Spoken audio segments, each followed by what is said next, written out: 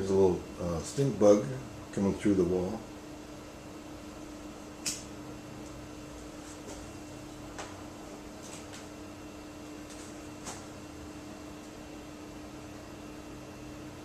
Here's the mold paint. Put some drywall down there against the carpet, because that mold paint, it really just splatters. It goes on really thick.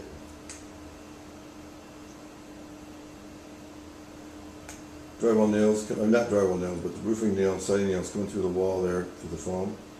And I just painted those up and glued those up so they'd stay there. I'm not pushing them through or anything. So I want to put that roxul in there, I don't want to be pushing them out. So, some down there.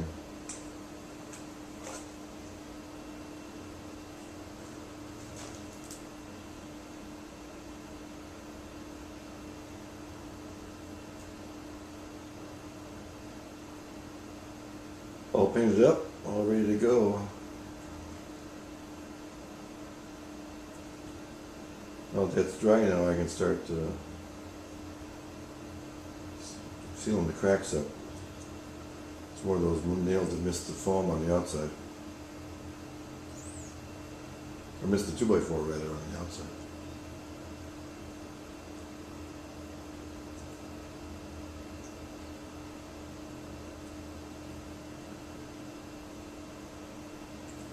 Cracks like that were present everywhere, all the way around the bottom and tops and sides. There's a hole there I fixed. I don't know what that was from. All that's going to be sealed with liquid nails and 3X glue.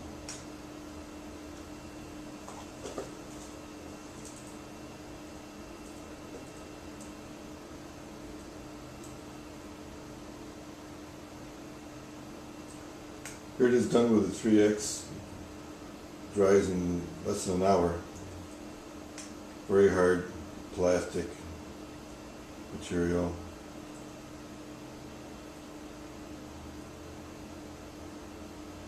Sticks to everything real well. Liquid nails takes a few days to even cure.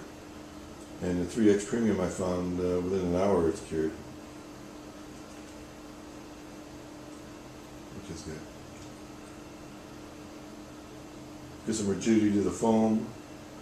It doesn't float on the 2x4s. I'm not sure even how the nails were on the outside, so I want to make sure that was done. Made a little lip there. And we're going to put drywall behind it with some 3X glue, which bonds pretty much instantly. So I can lap the drywall right over to it, so we're going to do that corner over again. That stud wall goes into the other room actually, about another 8-10 inches into the other room, so I didn't want to mess with that.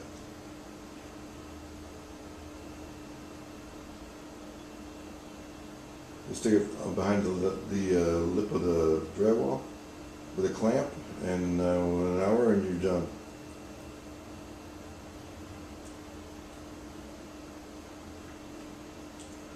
Not real tight, just gentle, right?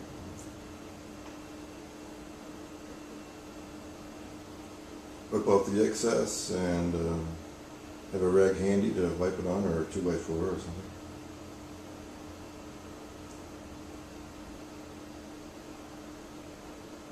Stronger than a screw.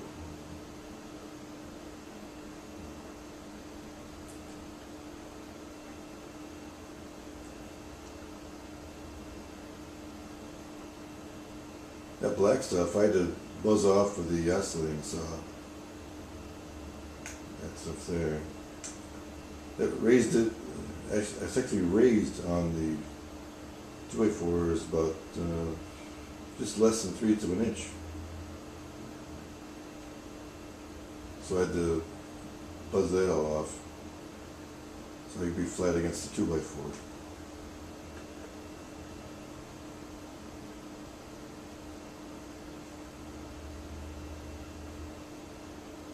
That's I'm just showing how the 2x4 is not level right there, or how it's raised from that black goop crap that's on there. And that 2x4 on the left there, that is split, so we're going to fix that. I'm not sure how that happened, but we'll fix it.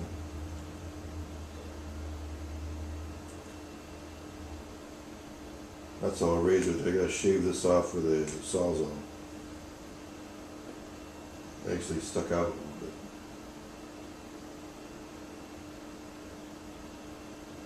Went around the whole window with that lapping idea.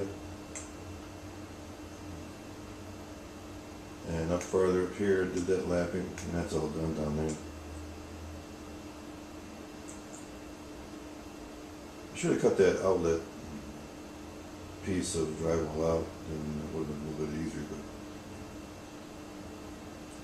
foam there for I didn't want to put wood there because of thermal bridging, and I thought the foam idea was some 3X on it, hard as a rock. I just glued that right to the purple foam there. That's R5 anyway.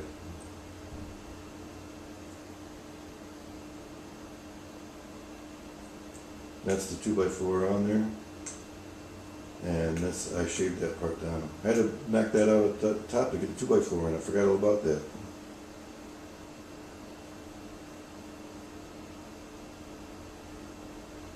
Shave down so it's flush with the 2x4. And make sure you do that downward, not up when you do a cut like that. And get a nice new blade, that's the way it works good. That's the pieces I cut off in the 2x4.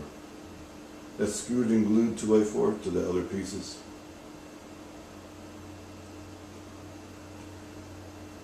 Installing the roxul now. Cut it with a long serrated knife and just let it overhang like that a little bit from the other pieces, and just cut about an inch or a little bit more than an inch so you can pinch it up in. Don't cut it right where the line is, and tuck it in.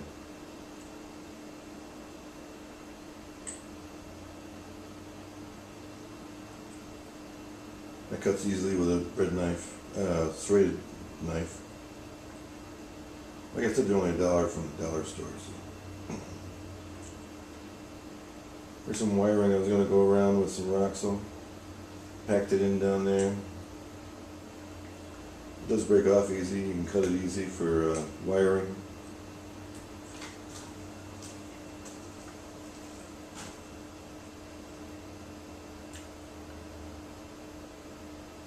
You can just right down in there nicely. Have it. Don't cut it exactly whatever your stud length is. Leave about half an inch on each side maybe, then you squeeze it in. Because this is a pinch fit, so. I'm going around the wiring there, trying to tuck that in there. You can peel off layers of the roxul and tuck it in a little bit at a time if you'd like. That's what I'm doing there.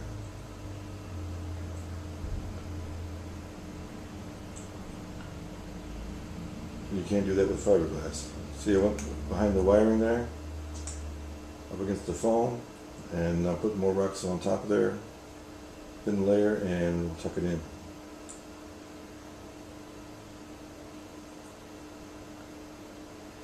Sealed up the entryways, top and bottom, when the wires up through the studs, with liquid nails or 3X or spray foam.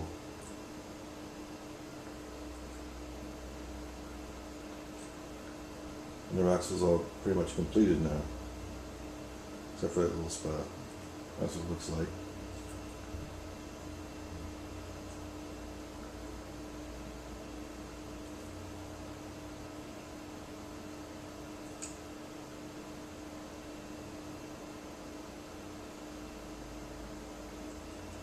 Here's a hole I drilled. This is my initial drill hole with a 2-inch hole bit. Trying to find out what's going on with the cold air, where it's coming from. This is the last piece I had to plaster up. I just want to show you how plastering is done with some tape. I used self-adhesive tape. Just mud your, this is also good for when you blow in insulation, which I do with my lawn blower. Just mud up the circle and just stick it in there. And for some reason I didn't think about cutting the circle initially here. I was going to stick that in, but we'll cut that and mud that back in there. There it is, all mudded up. And we'll butter over top of it.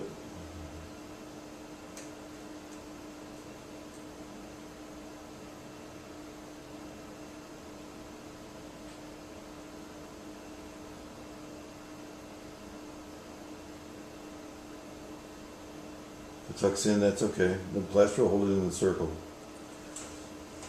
Against the drywall, that's fine.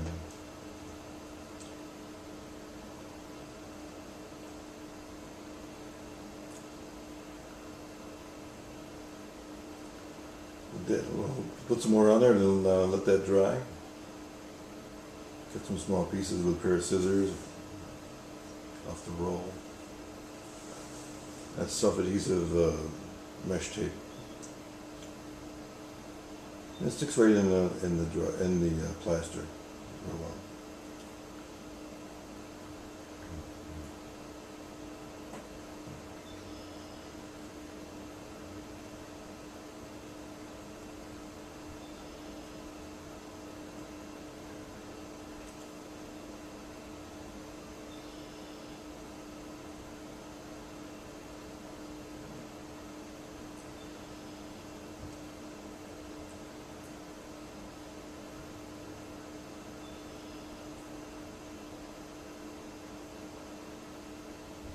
We'll let that dry for a while, then we'll come back and put some more on there. You can use a hot air gun like a hair dryer, works good. The lightweight plaster you buy it dries a lot faster. This is the regular plaster.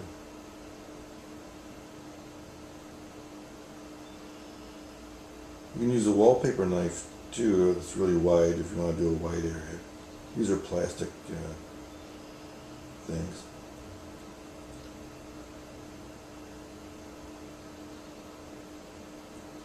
Just kind of feather around the outside. Don't worry about the inside yet.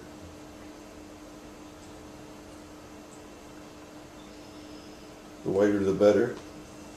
All right.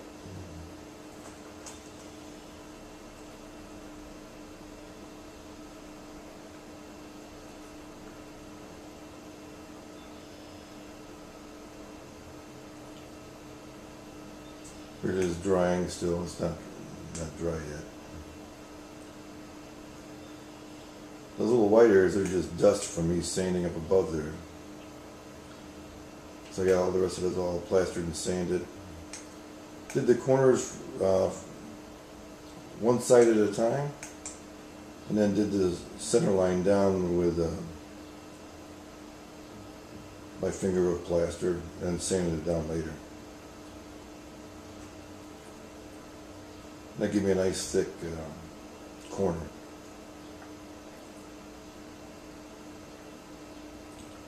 This is what I used to paint it with. I found that these things don't drip on the floor or splash on you or on your hand or anything like the other kind do. I really like these, and it leaves a nice finish also. And they're also very cheap. However, those things there are like $8-9 for 4, 5, 6 of them.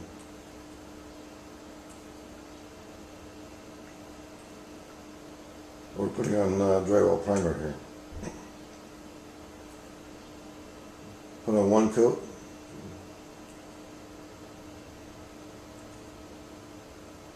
And put another coat on later.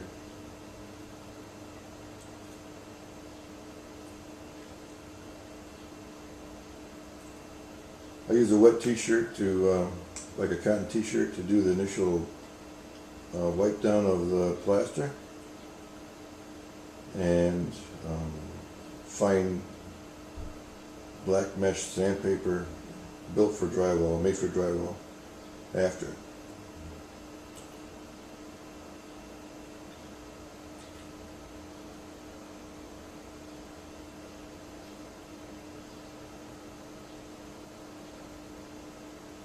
That's all dry now, so we're going to finish this off with another coat of plaster. A little bit at a time on the plaster. Don't try and do it all at once. A little more, a little more technique. It works great. Always have a place other than your plaster bucket to wipe it on. The spatulas, whatever you call them. If you have any contamination or something, you can wipe it off with some other old bucket or a cheap trash can or something. In case you pick up something in your while you're doing this.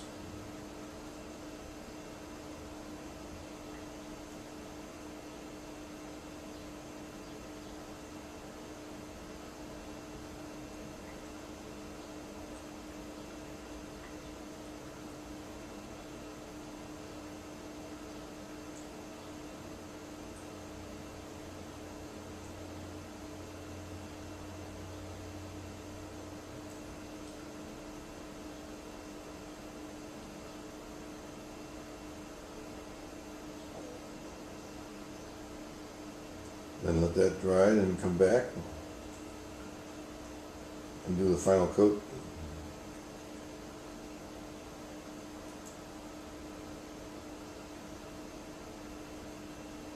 And there it is, all done.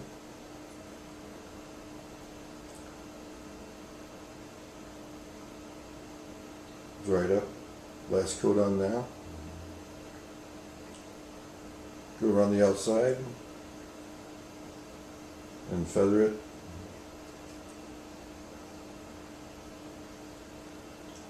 And then bring it across the middle then.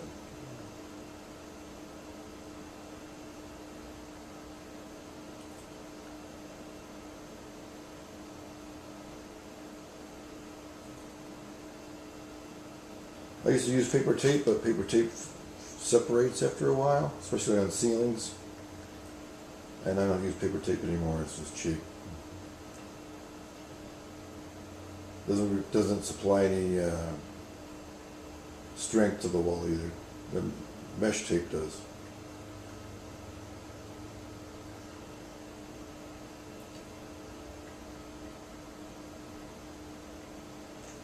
And paper tape's a lot thicker also. You find that the mesh tape is a lot thinner than paper.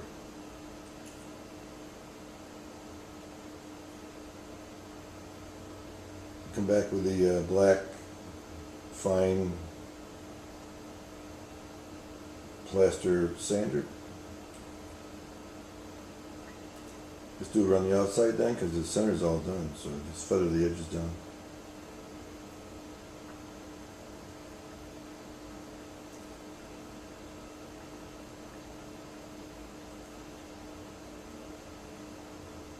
Nice to have a vacuum cleaner nearby running while you do that, so you just pick it all up on the bottom as it falls. Feel it with your fingers, make sure it feels smooth, and get all the spots you can feel.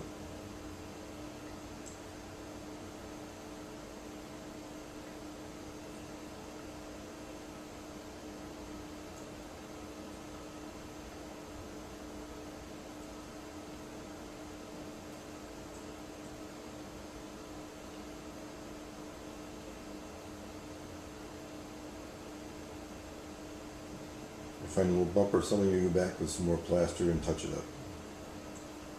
Make sure you have a little water in your bucket there. It's very handy to have your tools wet. That's how you keep them clean, not in the sink. You can use that because of the sediment, and then it can just be washed off your tools. Here's a screw set I want to show you that I bought. That's a nice handy thing to have. It stops the screw from going into the paper of the drywall. Some people buy a drywall gun, but this is a drywall bit. There's a 4 for like $5 at Home Depot. Fit in your drywall gun, in your drill bit. Drill gun? Drill. And it stops the screw right at the edge of the paper.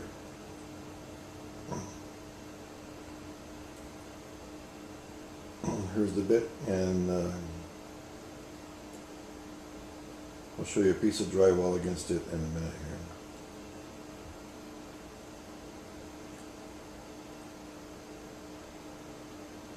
here. As you screw it in, it stops at the wall of the paper, and the head's on the inside of the bit, Phillips head bit.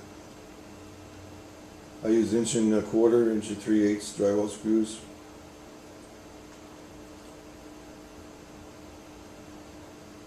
Like I said, they're cheap from Home Depot. It's not a big deal.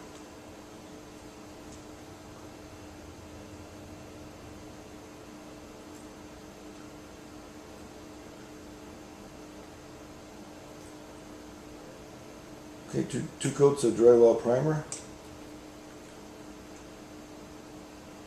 Did the ceiling first trim with ceiling paint before I painted the wall.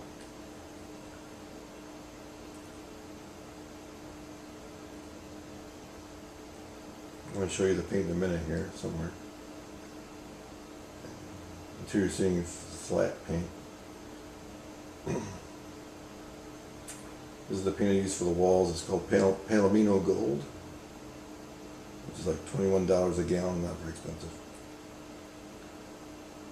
I plastered those edges down up there to get rid of that wood. That's all glued all the way around this plastic on the base. Around the window was wood, and that's all glued with 3X premium glue, tube glue.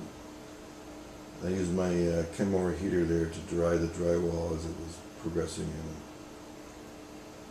I dry the paint faster too.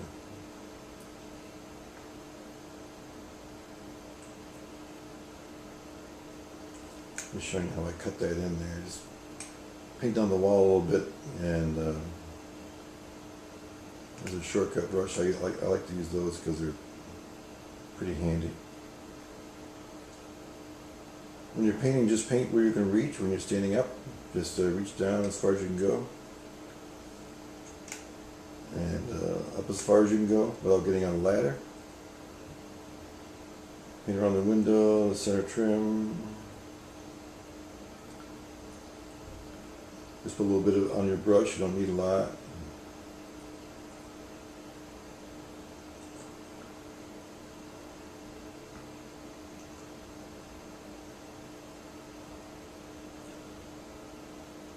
Doesn't splash or anything. You use just a little bit on your brush. Doesn't get on your hands. Doesn't get on your clothes.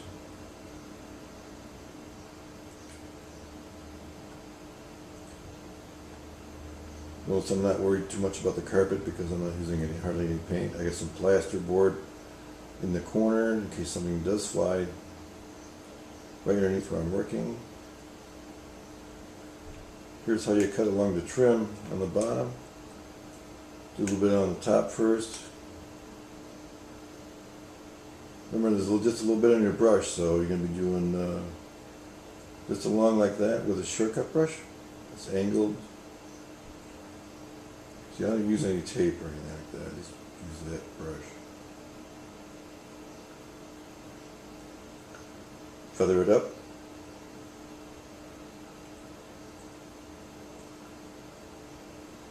And keep going around like that along the trim. You won't have to cut against the white plastic anymore because that's pretty much good to go. I went around with another coat about 1 inch up off the plastic. And same thing up on the walls of the ceiling there. Just put a little bit on the brush as you go along.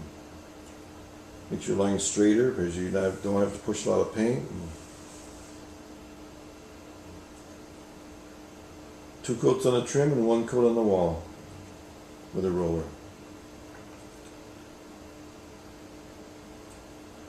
Here it is all painted.